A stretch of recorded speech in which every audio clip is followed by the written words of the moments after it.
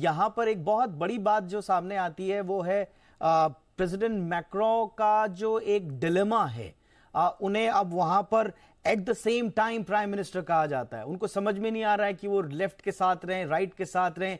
कभी वो इस तरफ की बातें कर रहे हैं, कभी वो उस तरफ की बातें कर रहे हैं।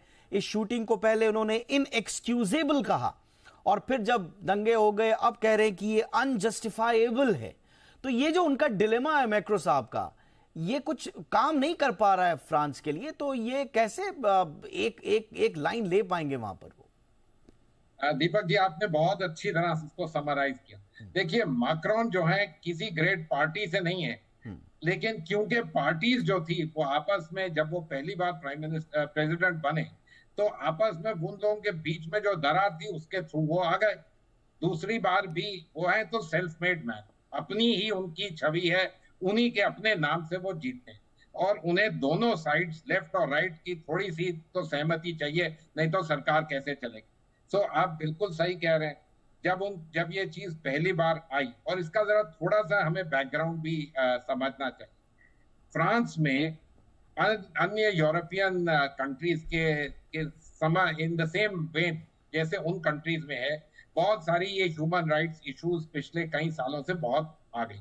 तो फ्रेंच पुलिस को कोई आज्ञा नहीं थी कि आप हथियार यूज कर सकते हैं unless you felt absolutely threatened. उसके बाद 2014-15 में काफी टेररिस्ट अटैक्स हुए और 2017 में जो रूल है, लॉ है, वो अमेंड कर दिया गया, which allowed greater liberty to the French police to use weapons if they felt threatened, if they felt that the person to be detained was escaping, etc. So थोड़ा सा तो rule का मुद्दा भी है, थोड़ा सा क्या, कुछ मुद्दा रूल का है, कुछ मुद्दा है इनहेरेंट रेसिज्म जो है। और पुलिस फोर्सेस और इस किस्म की सिक्योरिटी ऑपरेटर्स में हर एक कंट्री में कुछ ना कुछ नजर जरूर आता है। अमेरिका में भी बिल्कुल हुआ, आपको याद है, ब्लैक लाइव्स मैटर, ये सब बहुत बड़े बड़े मुद्दे हैं।